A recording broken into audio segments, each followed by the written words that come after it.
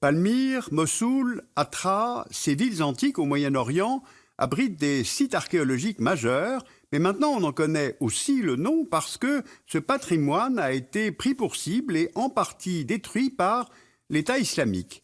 Alors ce qui se joue en Syrie et dans l'ancienne Mésopotamie, c'est avant tout bien sûr un drame humain, mais en plus c'est un drame culturel qui entraîne des pertes majeures pour les populations syriennes et irakiennes, mais aussi tout simplement pour notre histoire commune. On constate en fait que de nombreux autres sites du patrimoine mondial sont menacés par les conflits, le changement climatique, le tourisme, le développement d'activités économiques, l'urbanisation. Eh bien, ce sont ces cartes que nous allons regarder aujourd'hui. En 1972, à la conférence générale de l'UNESCO qui s'est tenue à Paris, a été adoptée la Convention concernant la protection du patrimoine mondial, naturel et culturel. Elle s'appuie sur le principe qu'il y a des lieux qui ont une valeur exceptionnelle pour le monde entier, donc ils forment un patrimoine qui est commun à l'humanité. Ces lieux, il faut les préserver, et cela commence par un recensement de ces sites. En novembre 2015, il existait 1031 sites inscrits par l'UNESCO sur la liste du patrimoine mondial, dont environ 800 biens culturels, 200 biens naturels et une trentaine de biens mixtes, donc à la fois naturels et culturels. Ces sites sont choisis par le Comité du patrimoine mondial sur la base de 10 critères, comme par exemple représenter le génie créateur de l'homme, tel le sanctuaire du Machu Picchu au Pérou, ou la Statue de la Liberté aux États-Unis, apporter un témoignage sur une civilisation vivante ou disparue, comme les sites archéologiques de l'île de Méroé au Soudan, offrir des espaces d'une beauté naturelle exceptionnelle, comme les hauts plateaux du centre de Sri Lanka, ou bien des habitats naturels permettant la conservation de la diversité biologique in situ, c'est-à-dire dans le milieu naturel, à l'image du sanctuaire de Belém del Vizcaíno au Mexique. Les États partis à la Convention étaient au nombre de 191 en août 2014, et ces États s'engagent à protéger leur patrimoine naturel et culturel, et ils peuvent aussi proposer au comité l'inscription d'un site au patrimoine mondial qui constitue pour eux un label prestigieux qui favorise le tourisme. Alors ce label permet aussi de sensibiliser la population à la protection de son patrimoine et d'avoir éventuellement accès à une aide financière et technique fournie par l'UNESCO pour protéger les sites. Alors en contrepartie, les États doivent rendre compte au comité de l'état de conservation de leurs sites et des mesures adoptées pour les conserver, tout cela sous forme de rapports réguliers. Mais si un site se dégrade ou s'il n'est pas correctement préservé, le comité l'inscrit sur la liste du patrimoine dit en péril, et en novembre 2015, il y avait sur cette liste 48 sites dont la valeur était menacée par les conflits comme en Syrie ou en Irak, mais aussi au Yémen ou encore au Mali. À Tombouctou, en 2012, le groupe islamiste Ansar Dine a endommagé et détruit plusieurs mausolées musulmans. Il y a aussi le changement climatique ou les risques naturels, à l'image du site archéologique de Shanshan au Pérou, menacé par le phénomène climatique El Niño. Ou alors il y a encore l'urbanisation ou le développement d'activités économiques. Par exemple, à Liverpool, au Royaume-Uni, le port marchand, témoin de la culture maritime des XVIIIe et XIXe siècles, est menacé par un projet de construction d'un quartier d'affaires, résidentiel et de loisirs sur les quais historiques. Sur cette liste, il n'y a donc pas que des pays pauvres, en développement ou fragilisés par l'instabilité politique. Pour l'UNESCO, l'objectif de cette liste, c'est d'alerter et de mobiliser le soutien de la communauté internationale et de pousser les autorités à mieux protéger leurs sites. Car du côté des États, la perte du label est dommageable pour leur réputation et pour leur industrie touristique.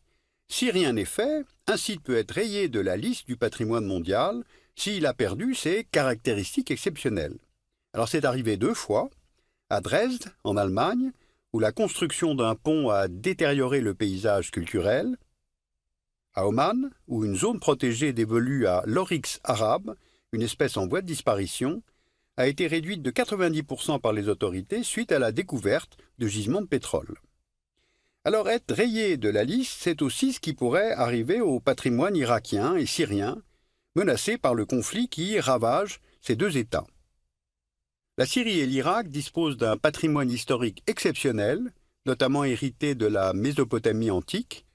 On y trouve de nombreux sites, dont certains ont été inscrits au patrimoine mondial, parmi lesquels les villes antiques de Palmyre en Syrie et de Samarra en Irak.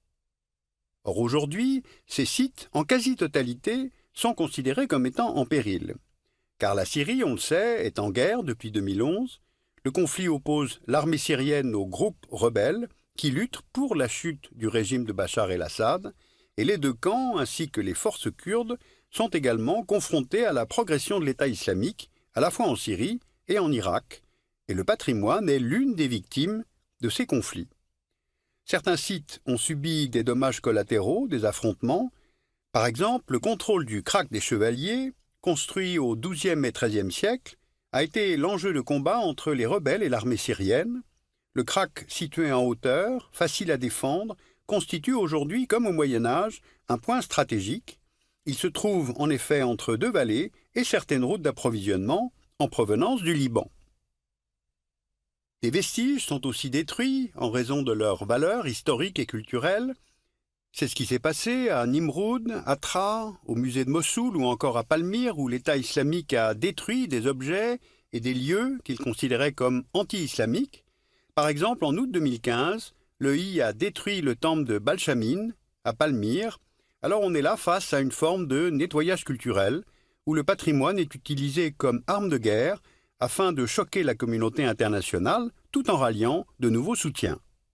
Mais il y a aussi un objectif économique. Ces sites archéologiques sont pillés par les membres de l'État islamique. Les antiquités qui s'y trouvent sont évacuées vers la Turquie, le Liban et la Jordanie pour ensuite être revendues sur le marché noir.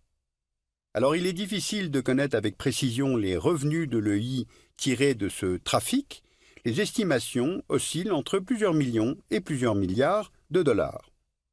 La destruction de ces patrimoines syriens et irakiens a beaucoup marqué les esprits, tant elle est soudaine et violente. Mais cela ne doit pas occulter la destruction d'autres sites, certes plus lente, mais tout aussi dramatique. Prenons l'exemple de la Grande Barrière de Corail en Australie. Elle n'est pas inscrite sur la liste du patrimoine en péril, mais cela pourrait arriver prochainement. La Grande Barrière se trouve au large des côtes australiennes. Elle a été inscrite à la liste du patrimoine mondial naturel en 1981, notamment pour son écosystème unique et la grande biodiversité qu'elle accueille. 600 espèces de coraux, 1600 espèces de poissons, 3000 espèces de mollusques, dont certaines sont en voie d'extinction. Mais cette barrière est menacée, particulièrement par le réchauffement climatique et par la pollution qui fragilise les coraux. Selon une étude australienne, la couverture corallienne se serait réduite de moitié entre 1985 et 2012. Et cela risque de s'aggraver encore, car l'Australie souhaite développer son industrie minière, particulièrement celle du charbon, pour exporter ses ressources vers l'Asie. Or, les ressources de charbon se concentrent particulièrement sur la côte est de l'Australie, si bien que la Grande Barrière se retrouve sur les routes empruntées par les navires pour exporter le charbon australien vers l'Asie. Alors si le gouvernement de Canberra ne prend pas de mesures pour mieux protéger la Grande Barrière de Corail, celle-ci pourrait se retrouver sur la liste des sites en péril. Alors sur les deux exemples que nous venons de voir, reconnaissons-le, les perspectives ne sont guère encourageantes. Pour autant, les sites en péril ne sont pas forcément condamnés à se dégrader ou à disparaître. En effet, si le comité estime qu'un site n'est plus en danger, il peut le retirer de la liste des biens en péril. C'est arrivé une trentaine de fois, notamment pour le parc Yellowstone aux États-Unis. L'inscription du site sur la liste des biens en péril a contribué à l'abandon d'un projet minier qui menaçait le parc. Ou alors encore, au Cambodge, l'aide de l'UNESCO a permis aux autorités de stopper le pillage et de restaurer le site. Et puis des biens dégradés ou détruits peuvent être reconstruits. C'est le cas de la citadelle de Bam, en Iran, gravement endommagée par un tremblement de terre en 2003 et aujourd'hui partiellement reconstruite avec le soutien de l'UNESCO. Alors tout de même, l'UNESCO peut se vanter de quelques belles réussites et son action, qui est à la fois symbolique, technique et financière en faveur de la préservation du patrimoine mondial, a permis de réelles avancées tout à fait concrètes. Alors l'UNESCO et ses actions, le principe de la liste, le fonds d'aide, les expertises techniques, ont permis de réelles avancées, mais l'organisation et les mécanismes qu'elle a mis en place pour protéger le patrimoine ne conviennent plus. La liste du patrimoine mondial, par exemple, n'est pas représentative du patrimoine existant sur cette planète. L'Europe est surreprésentée et le continent africain sous-représenté. La constitution d'un dossier pour inscrire un site sur la liste prend du temps, c'est coûteux et ce n'est pas à la portée de tous les États. Et puis le fonds d'aide de l'UNESCO est assez faible en regard de l'ampleur de la tâche. L'autorité de l'organisation aussi, car en cas de destruction volontaire, l'UNESCO n'a bien sûr aucun char à envoyer sur place. Alors que faut-il faire lorsque les destructions participent d'une éradication volontaire, d'une mémoire, d'une culture, religieuse ou non, comme les Bouddhas de Bamiyan en Afghanistan ou le site gréco-romain de Palmyre en Syrie. Alors sur le site de l'UNESCO, vous pouvez retrouver tous les sites recensés par l'organisation, le texte lui-même de la Convention, son fonctionnement, ses avancées. Vous pouvez lire aussi à la documentation française le patrimoine, pourquoi, comment et jusqu'où, et puis la collection du journal Le Monde et de la National Geographic Society, Patrimoine de l'humanité, soit 30 volumes qui portent sur les différents sites du patrimoine mondial.